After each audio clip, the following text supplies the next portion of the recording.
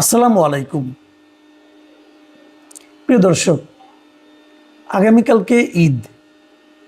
সকলকে ঈদের শুভেচ্ছা জানাচ্ছি এবং এই শুভেচ্ছা জানিয়ে এই ঈদ যাত্রাটা কেমন হলো সেটা নিয়ে দু একটা কথা বলতে চাই।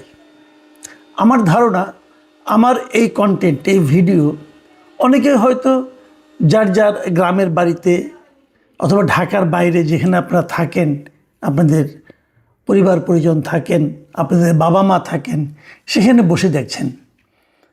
কাজেই আমি যদি এখানে বাড়তি কিছু বলি, সেটা আপনারা নিজেরাও বুঝতে পারবেন যে এটা আমি ঠিক বললাম না বাড়িয়ে বললাম। কারণ ঈদ যাত্রার ভোগান্তি অথবা আনন্দ দুটোই আপনারা উপভোগ করে কিন্তু গ্রামে পৌঁছেছেন। আমি নিজেও এই মুহূর্তে ঢাকার বাইরে। তো আমি কি দেখেছি না দেখেছি সেটা আমার ব্যাপারটা আলাদা, আমারটা আমি বলতে চাই না, আমি অন্য সবারটাই বলতে চাচ্ছি। কি হয়েছে, আমাদের একজন সেতুমন্ত্রী আছেন, সড়ক মন্ত্রী, যোগাযোগ মন্ত্রী, যাই বলেন না কেন, সড়ক ও যোগাযোগ মন্ত্রী শেখ রবিউল আলম। উনি কিন্তু একদম দায়িত্ব নেওয়ার পর থেকেই বেশ সোচ্চার, নানা বিষয়ে সোচ্চার। যে চাঁদাবাজি কাকে বলে, চাঁদাবাজির সংজ্ঞা উনি নির্ধারণ করেছেন। তারপরে আবার এমনভাবে নির্ধারণ করেছেন, আবার নিজেকে আবার ব্যাখ্যাও দিতে হয়েছে যে উনি আসলে কী বলতে চেয়েছেন। তো আমি তখন থেকে বলেছিলাম যে ভাই একটু কথা কম বলেন, কি দরকার। কারণ কথা বেশি বললে হয় কি, অনেক অনেক শব্দ ব্যবহার করতে হয়। কোনো একটা শব্দের ব্যবহার নিয়ে যে কেউ প্রশ্ন তুলতে পারেন। কারণ আপনি তো বলছেন একা, ভাবছেনও একা, কিন্তু এটা কিন্তু শুনতেছে লক্ষ লক্ষ লোক, এবং তাদের এক একজনের বুদ্ধিমত্তা এক এক রকম, এবং সেখান থেকে কোন অর্থের কীভাবে ব্যাখ্যা বের করবে আপনি কিন্তু সেটা পরে ম্যানেজ করতে পারবেন না।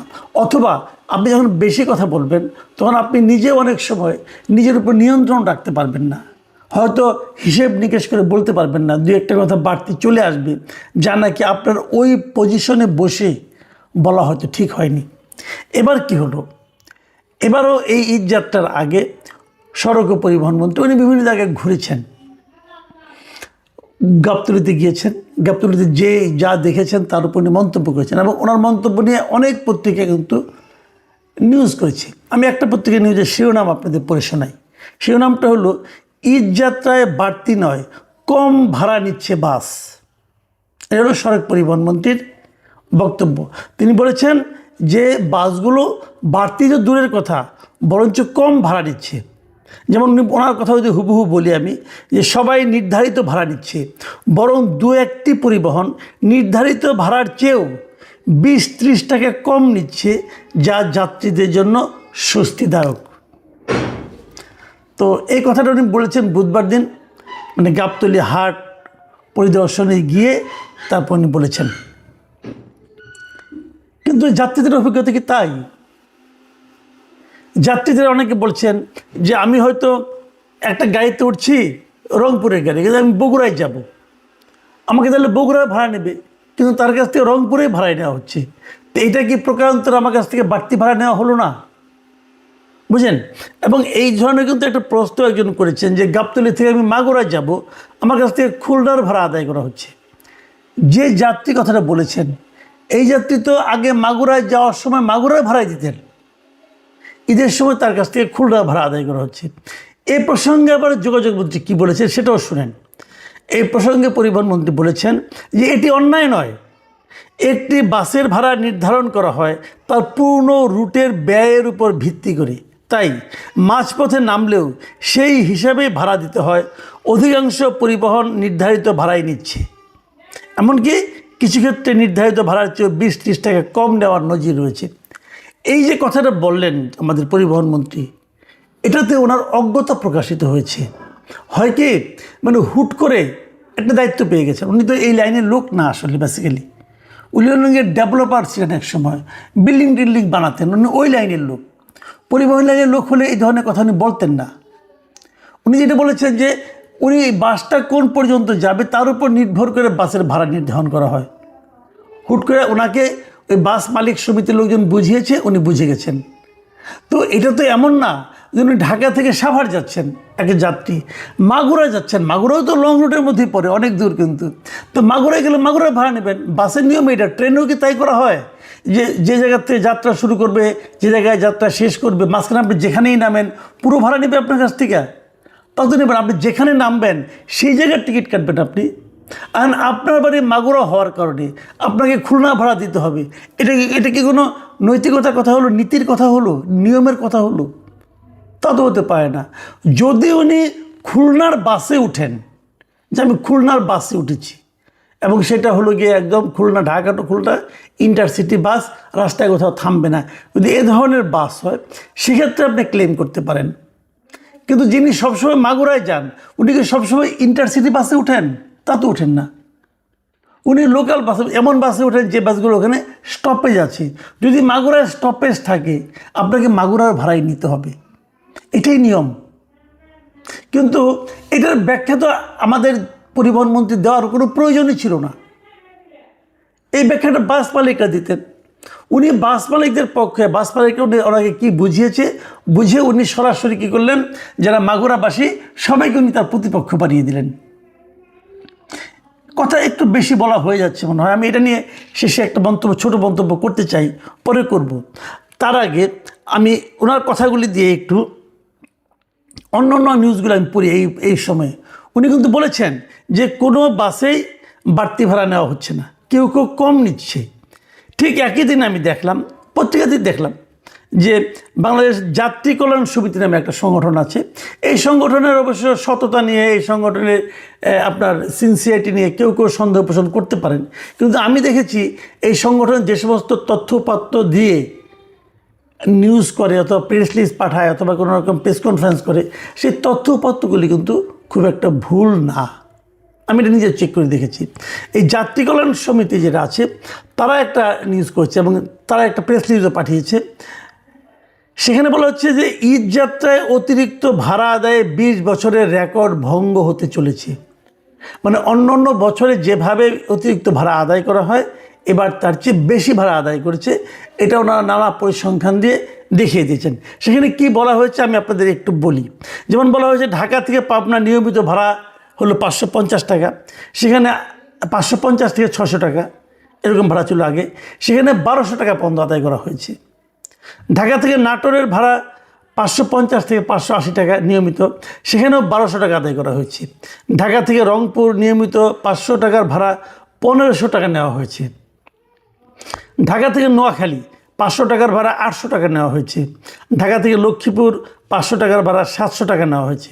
ঢাকা থেকে রামগঞ্জ 350 টাকার ভাড়া 800 টাকা।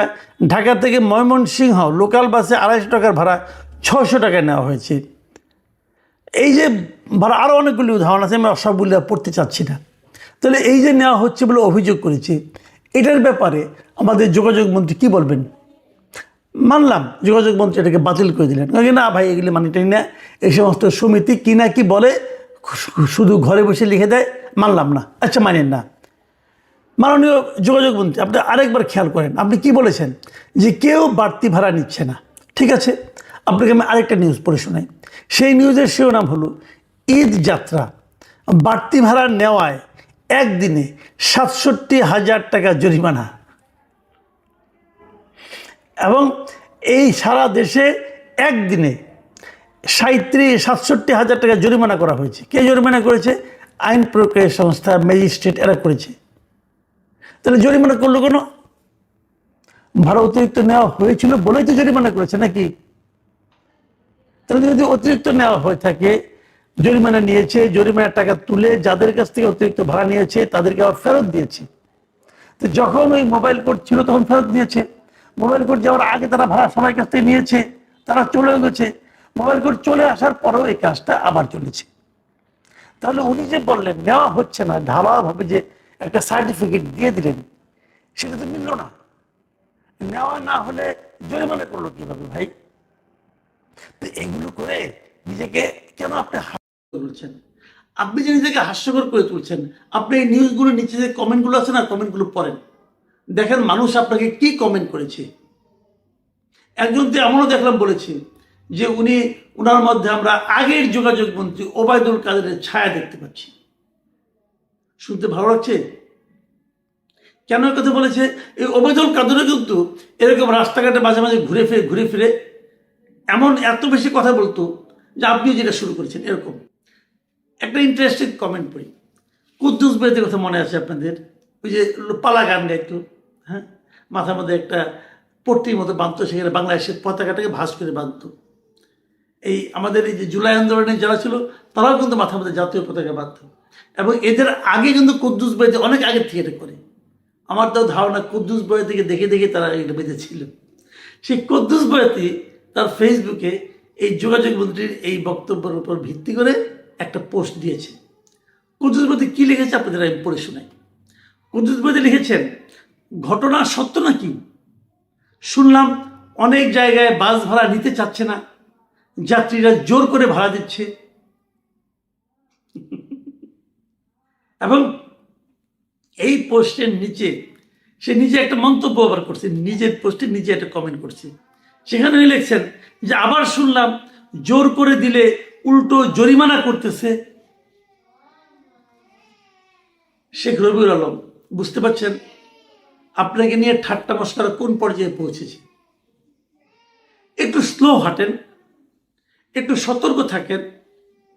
একসময় আপনি টকশো করতেন, টকশোতে প্রতিপক্ষের কোনো কথাকে মাটিতে পড়তে দিতেন না। তো সেটা ভুলে যান, আপনি এখন মন্ত্রী হয়েছেন, আপনাকে আরেকটু ঠান্ডা মাথায় কথা বলতে হবে। আর একজন একটা বোঝালো ওটাই বিশ্বাস করেন না। বাস ভাড়া বেশি নিচ্ছে কি নিচ্ছে না, আপনি মন্ত্রী গেলে যদি সশরীরে যান বুঝতে পারবেন। আপনাকে দেখার পর কেউ ভাড়া কম নিবে না বেশি নিবে বলেন? আপনাকে দেখার পর সবাই কমই নিবে, দেখাবে আমরা কম নিচ্ছি। তা আপনার তো ফিজিক্যালি যাওয়ার দরকার নাই, আপনি আমার একটা নেটওয়ার্ক তৈরি করেন যেখান থেকে আপনি খবরটা পেতে পারেন। এই নেটওয়ার্ক তৈরি করতে গেলে দেখবেন অনেক মোসাহেব এটা কিন্তু জড়ো হয়ে গেছে। মোসাহেবদের কথা বিশ্বাস করেন না। যারা আপনার সমালোচনা করে, যারা আপনাকে নিয়ে আপনার চিন্তার বিপরীতে কথা বলে, তাদের কথা শুনেন, তাদেরটা ফলো করেন, দেখেন তারা কেন বলেছে, কোন জায়গার কথা বলেছে, তাদেরকে ডেকে জিজ্ঞাসা করেন, ভাই কোথায় আপনি এরকম দেখলেন যে বাড়তি ভাড়া নিচ্ছে, চয়ন আমি সেখানে আমাকে দেখান। আপনি দেখেন, এভাবে করতে হবে, না হলে মানুষের কাছে হাস্যকর হয়ে যাবেন। তখন লোকে বলবে যে ওবায়দুল কাদেররা যুগে যুগে থাকে, একজন গিয়েছে আরেকজন এসে গেছে। এগুলো আমরা শুনতে চাই না। আমরা আপনার কাছ থেকে পজিটিভ, ইতিবাচক কিছু আশা করি। প্রিয় দর্শক, আমরা আশা করব যে আমাদের যারা কর্তা ব্যক্তি আছেন তারা সবার মতামতকে জানার চেষ্টা করবেন, সবার উপলব্ধিকে নিজেরা উপলব্ধি করার চেষ্টা করবেন। আল্লাহ হাফিজ।